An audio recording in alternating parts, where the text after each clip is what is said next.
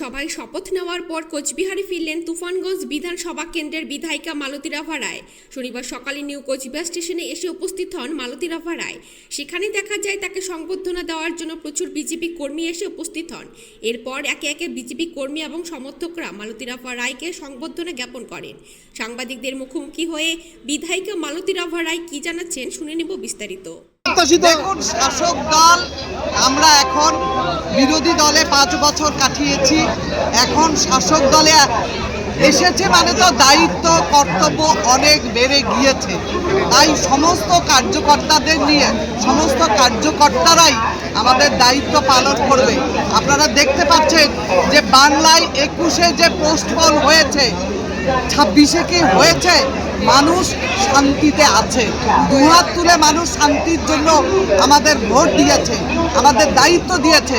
সেই দায়িত্ব কর্তব্য আমরা নিষ্ঠা সহকারে পালন। কোন কোন কাজগুলোকে প্রাথমিকতা দিবেন আপনি প্রথমে? দেখুন, ইতিমধ্যে আমাদের রাজ্য সরকার যে ঘোষণাগুলো, যে প্রতিশ্রুতি দিয়ে আমরা বাংলায় সরকারে এসেছি, পশ্চিমবঙ্গে দখল করেছি, সেই প্রতিশ্রুতিগুলো আমরা 45 দিনের মধ্যে পালন করার 1 জুন থেকেই কিছু শুরু হচ্ছে। আপনারা ইতিমধ্যে দেখতে পেয়েছেন। আপনিও নামলেন, পুষ্পবৃষ্টি শুরু হলো, কি বলবেন বিষয়? ঈশ্বরকে ধন্যবাদ জানাচ্ছি এবং কার্যকর্তারা পাশে আছে এবং থাকবে এবং বাংলার বা পশ্চিমবঙ্গের মানুষের, কুচবিহারের মানুষের পাশে থেকে মানুষের যে অভাব অভিযোগ এতদিন ছিল, সেই অভাব অভিযোগ পূরণ করার আন্তরিকভাবে চেষ্টা করবে। এই সারা রাজ্যে গেরুয়া ঝড়, তারপর শপথ নেওয়ার পর বাড়ি ফিরছেন মালতী রাভা, ইভেন 2 দিন আগে সুকুমার রায়ও ফিরছেন। কিভাবে দেখছেন এই বিষয়গুলো? মোদিজি একটা কথা বলেছিল, ভরসা ইন ভয় আউট। আপনারা দেখতে পাচ্ছেন আজকে পশ্চিমবঙ্গ মানুষের ভরসাটা জেগেছে। 15 বছরের যেই আশাটা ছিল, আজকে আশাটা জেগেছে এবং যে ভয়টা ছিল, যে অত্যাচার ছিল, যে সিন্ডিকেট তোলাবাজি ছিল, ওটা আজকে পশ্চিমবঙ্গ থেকে হাওয়া হয়ে গেছে। ওই আনন্দে আপনারা আগের দিনেও দেখেছেন আমাদের উত্তর কেন্দ্রীয় বিধায়ক এসেছিলেন, আর কিভাবে উৎসাহিত সাধারণ মানুষ ছিলেন পুরো রাস্তায়।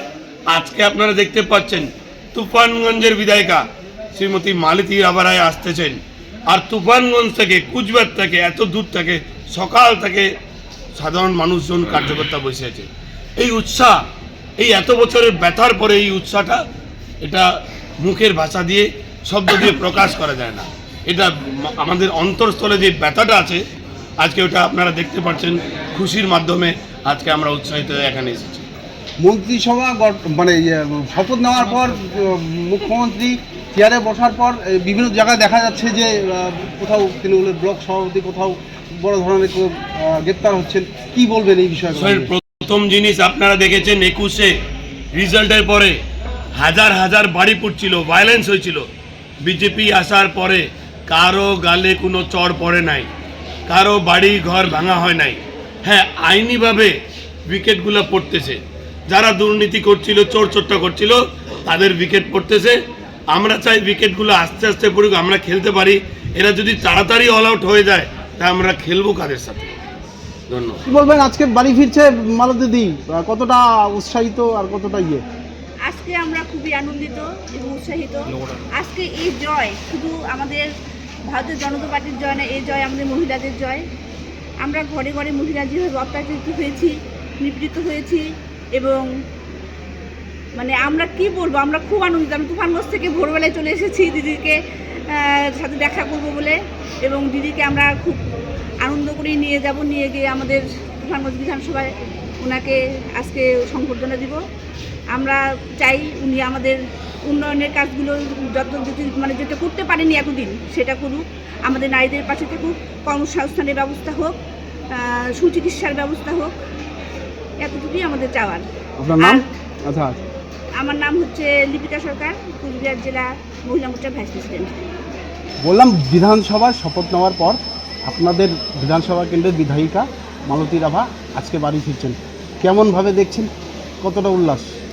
আমরা 15 বছরে যে অত্যাচারিত হয়েছি, বিশেষ করে মহিলাদের বেশিভাবে অত্যাচার করা হয়েছে।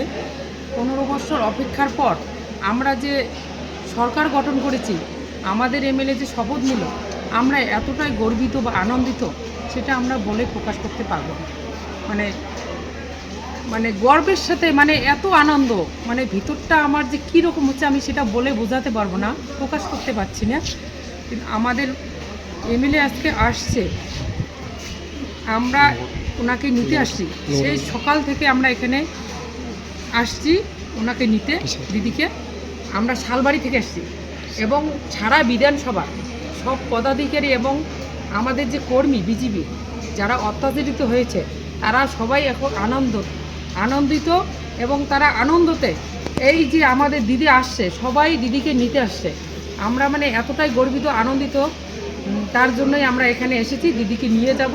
এবং আমরা ভাবছি আজকে যে এই বৃষ্টি পড়ছে, আমার মনে হয় এটা পুষ্প বৃষ্টি।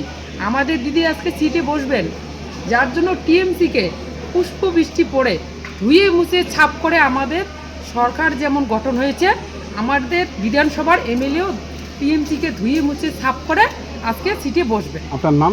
আমার নাম মমতা কুমার, কি দায়িত্বে আছেন? কুচবিহার জেলা মহিলা মোর্চার সম্পাদিকা।